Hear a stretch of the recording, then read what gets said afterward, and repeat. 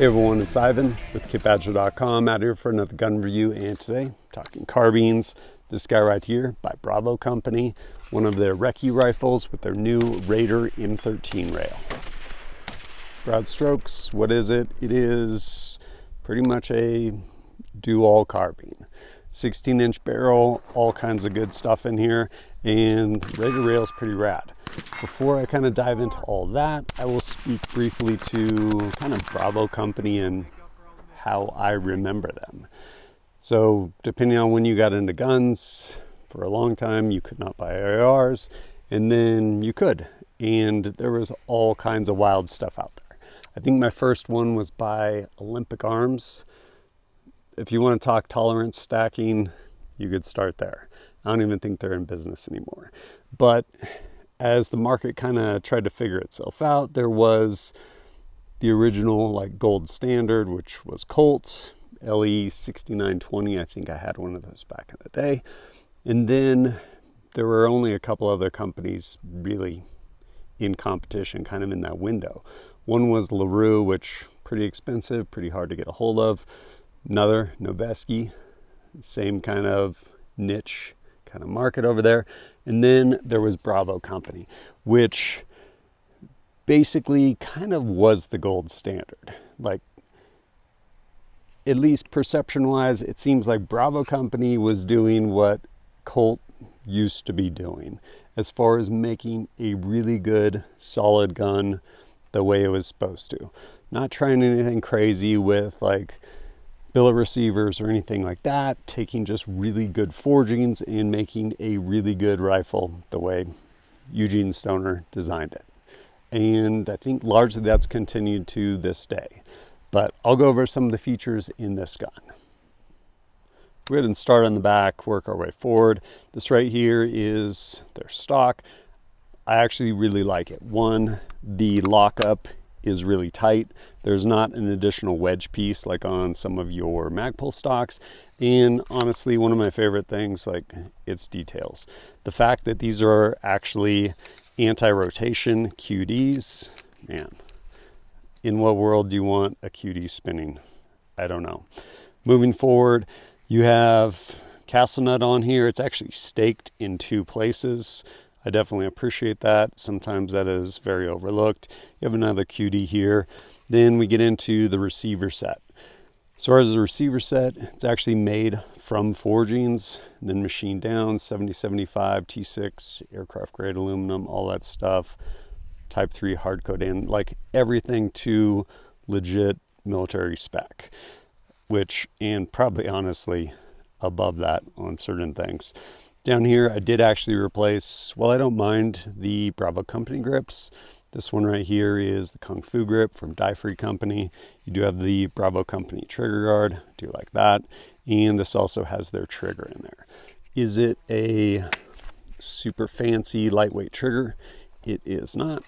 It is basically like a better mil-spec trigger. And before I send one over the mountain, right here, actually another thing I do like is non-ambi safety selector, and it's a 90-degree throw.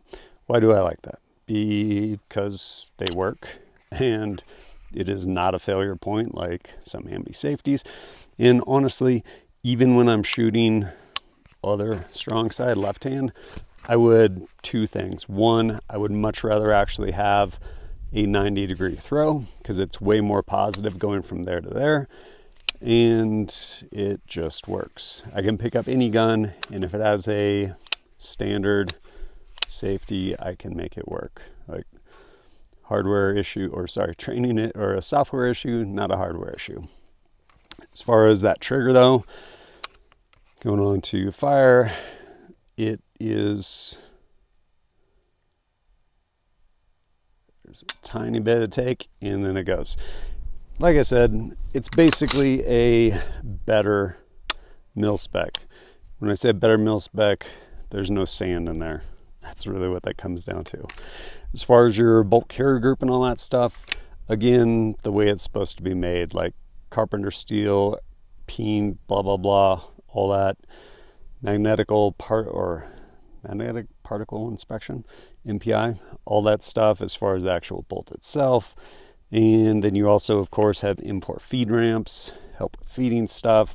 And then we actually get into the barrel itself, which this one being a 16-inch barrel, pretty cool. We'll speak to the barrel more when I actually talk about accuracy, but I've actually been really impressed. It's manganese phosphate coated, all that stuff.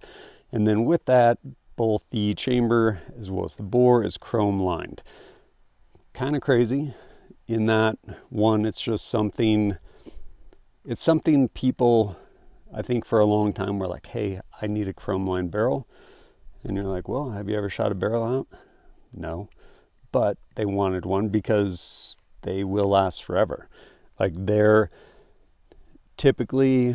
not something where you're like, hey, I need a really accurate barrel, so I want a chrome lined. It's, hey, this is going to go through generations of service members and it needs to continue to shoot, so we're going to chrome line it. Like they chrome line machine gun barrels. But this is in fact chrome lined barrel, 1 in 7 twist on this gun. Actually has the Surefire War Comp, and then on here I have the SOCOM RC3 by Surefire. And then also, I guess, well, a couple other things. One on here, as far as lights go, I have this guy right here by Inforce, goes between spectrums, and then this right here is Leupold Mk5 HD 2-10. And then over here, this Sentry strap by NeoMag. Keep Sling out of the way. As far as the Sling itself, this is their Hydura Sling from Viking Tactics. And then, yeah, I actually really do like their option for different QDs that Bravo Company makes. And both of these, man, thank you guys so much, are in fact limited rotation. So wherever you put it, that's where it's going to stay versus something that's just going to swing around and basically get all tangled up. So it's kind of the breakdown of the gun. As I was going over a breakdown of kind of all this stuff on here, essentially a spec sheet. If you want to go nerd out on it, go check it out over on Bravo Company's site. Ultimately, you're looking at the way the gun is supposed to be made, like to spec, everything correctly made, materials, all of that stuff, which pretty cool. I mean, there's a lot of people today that, one, are kind of trying to innovate, but then there's also people that are like, I'm going to do something different for the sake of doing something different. Doesn't always work out well. Like, something to be said for classics. Which brings us, though, speaking of innovation, to their Raider Rail. I just took off that Sentry strap because I'll give you guys a close-up in a minute, but kind of high points, takeaways. One thing that's pretty interesting is the way the barrel nut attaches. So it actually attaches at 12 o'clock. Why would you do that? Pretty much every other rail out there you look, it's usually attached somewhere down at the bottom. Well, idea being attaching it at 12 o'clock up top, you're creating like the most rigid spot with respect to the lockup up top, which that's kind of what this and ideally all rails are about, because you're trying to create something rigid. Why? Because this day and age, lots of times you will have some sort of laser aiming device, something like that. Laser aiming module, people like acronyms, LAM, mounted somewhere out here. So with that in mind, if your rail does not lock up secure and you have any input, whether you're putting it on top of a barricade, whatever the input is, sling getting pulled tight, essentially you can actually move your laser, that point of aim. So consequently you're going to miss depending on how far down it is. This in part alleviates it with that. And then show you guys a close-up in a minute, but pretty cool. Double wall extrusion. So there's basically, there's two walls in different parts of this, which if you think from a structural standpoint, like if you just have a bar, it's not very strong. Like you can obviously bend it. If you take that same bar, same material, and you turn it into like an I-beam, if you're looking at it like lengthwise, it gets really strong. And so the more kind of different angles you can put in there, largely you end up increasing the strength and rigidity. So that's what they did here. They basically created a double extrusion. So you have a number of different walls all in support of this rail, consequently making it very, very strong and rigid. Then on top of that, you have continuous top rail, 1913, all of which is laser marked, by the way, as far as all of your slots, if you're taking things off or moving them. Then you have M-lock through 3, 6, and 9. And then up front, 3, 6, and 9, you actually have pick rail. I really like that. One, M-lock is not my favorite by any stretch. I haven't ruined, but I've definitely messed up a lot of rails with M-lock because oftentimes it's a blind nut. You'll start turning it and you won't see it.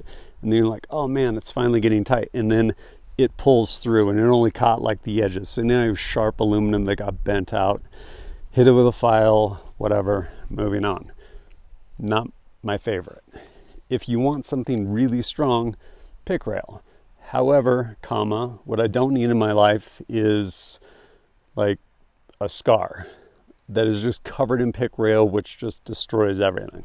So this, you basically limit it to places where you're probably going to mount something, whether it's a light or in this case over here, I have a sling mount up there, and this piece I actually really like. Makes it really easy to take bipods on and off. So I'll go ahead and throw a bipod on there when I need it. Take it off if I don't need it, really strong. And of course, if you want to put whatever with M-lock, there's that option too. And then also something unique, again, you'll see better in a close-up, but there's a number of pass-throughs. Basically spots where you can either with zip ties, 550 core, whatever you want, you can actually secure, like very tightly secure, any type of cabling, things along those lines to your rail. And then lastly, if you are using M-lock on the back side, because again, double walled on the back side, there's a spot for screws to push through. Huge disparity in M-lock as well as M-lock hardware. Sometimes you get longer screws, so this alleviates the issue. Sometimes because of tolerances, you'll try and put an M-lock piece in and the screw's too long, it'll bottom out on the barrel or whatever inside there. And this alleviates that as well. So give you guys a close-up real quick. As you can see, straight through the rail, there's a number of different holes on that top rail, or the top portion of the rail rather, where you can secure any type of cabling or something like that. And then also in those M-lock slots, whether it's this side or the bottom or the other side, you can see those holes for hardware to pass through. And then on the bottom, you can probably see basically this other piece of material that runs along there, again being double walled. And you'll find that basically on the 3 o'clock and 6 o'clock as well. Pretty cool, pretty clever design, and yeah, incredibly rigid. And as I had mentioned, that mounting hardware up at 12 o'clock. Which then brings me to, how have I used this? How is it done for me? Well, I've shot this rifle a lot, like tons of shooting at this gun. And whether it's some courses, just out on the range training, again, lots and lots of rounds, to include some night vision stuff. And as far as this rail and its rigidity, it has done a really good job. There was no time where I found if I did miss, it was because of rail flex, which has definitely happened in the past. And that's one of those where, hey, I want something really light. Okay, like it comes with a tail. And so this, absolutely rigid. If you are going to be running lasers, laser aiming modules, LAMs for all you people with your acronyms, probably a solid choice. As far as just overall shooting though, man, this thing is shot great. And like I said, I shot at a bunch of different courses, to include actually the Urban Precision Rifle down at Thunder Ranch. Spent 3 days with it there. Tons of fun to shoot and definitely performed. That whole class is kind of built around, well, I guess to paraphrase Clint Smith, the idea is all shooting is precision shooting and some shooting is surgical shooting.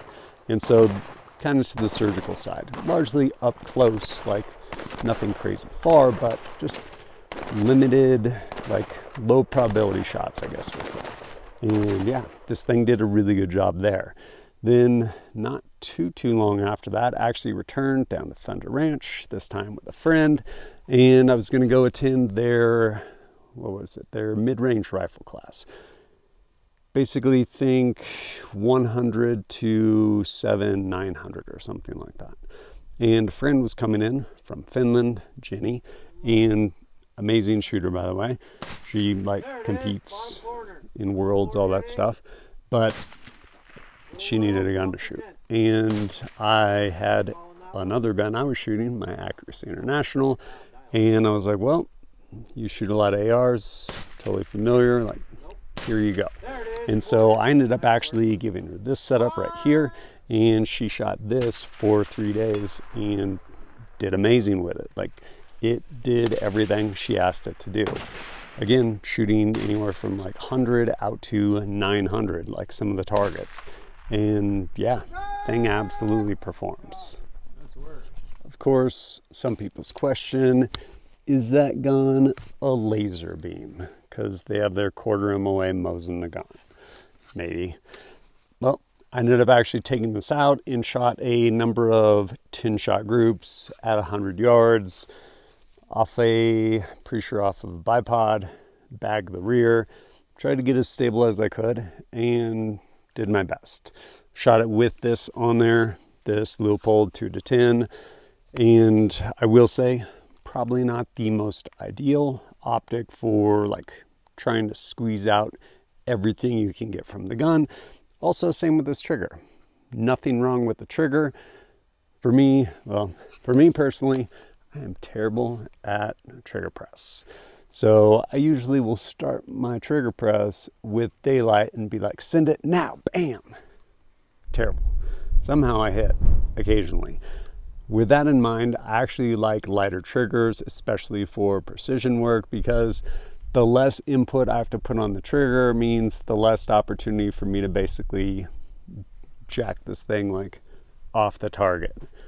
Even though I still do it, it happens. So with all of that in mind, ended up shooting a number of 10-shot groups, basically discarding 2 flyers.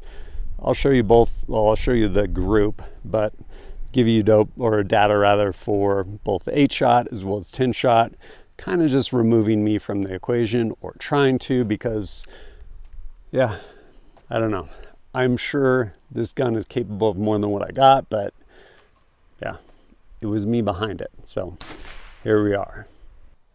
Starting off with some PMC M193 556.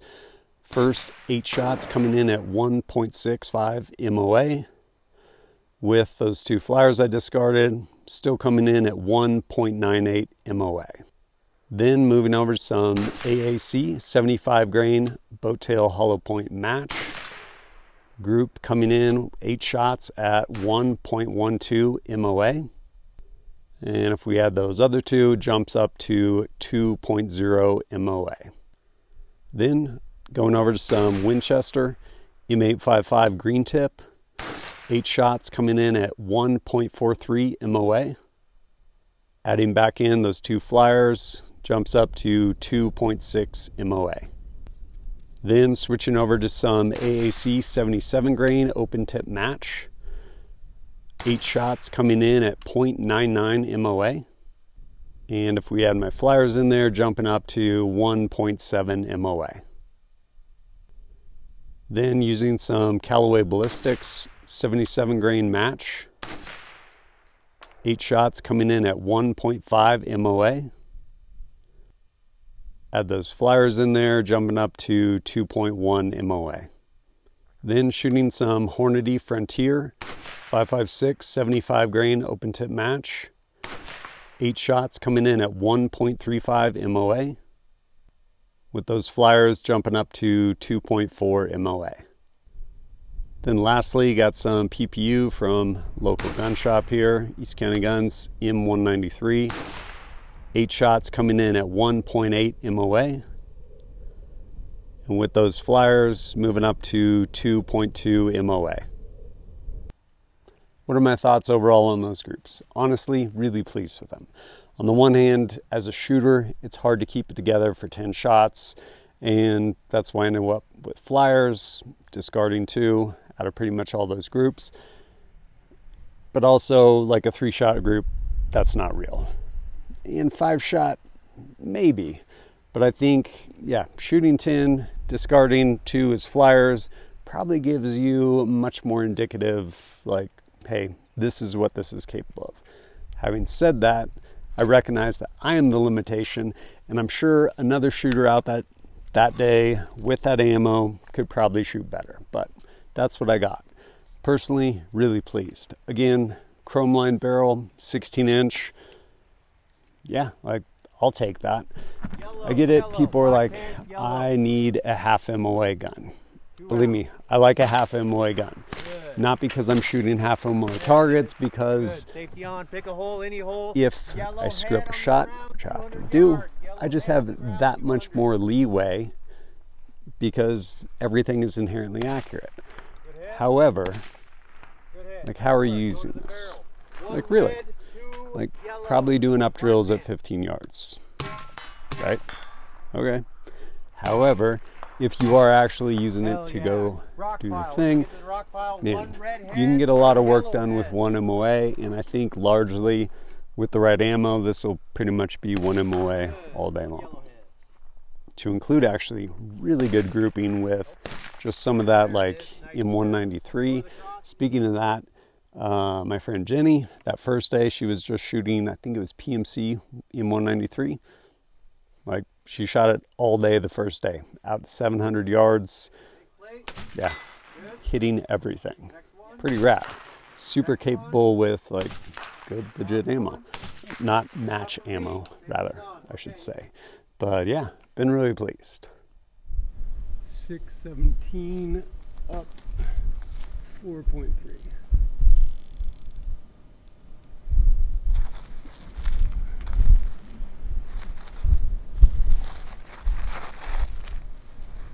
I'm going to hold 0.5 right for the wind. Impact. Impact. Boom! Got lucky 3 times in a row. Overall, who do I think this would be good for? Honestly, anyone looking for a really solid, reliable rifle that can pretty much do anything. I don't know if I mentioned earlier, this is a mid-length gas system. I will say the recoil impulse is great on this, especially suppressed, and I pretty much largely just shoot suppressed because why wouldn't I? But yeah, this thing will do it all. You can work in the house with it. You can also obviously stretch it out to 900 and beyond. And something I do like with 16-inch barrel is you get all the velocity, especially shooting stuff like M193, which as far as terminal ballistics, it's predicated on velocity. Stuff shoots really well out of this. Stuff does really well and fairly inexpensive, which is pretty nice. Yeah, this thing's rad. I do really like the rail, and that company, Bravo company, is like, hey, how can we make a better rail since lasers are more and more use, like just kind of across the board. And so the way they went about it, as far as actually locking up on top of the barrel nut, double wall extrusion, all that stuff is cool. And as far as the rail goes, you can actually just purchase the rail if you decide you want to go ahead and build out whatever gun, or for that matter, maybe you already have a gun and you're like, the rail is found wanting. You can go ahead and get this Raider rail, put it on your existing gun, which is pretty cool. But there will be links to all this stuff down below. You can check it out. And yeah, as always, thanks for joining us at kitbadger.com. Look forward to seeing you next time.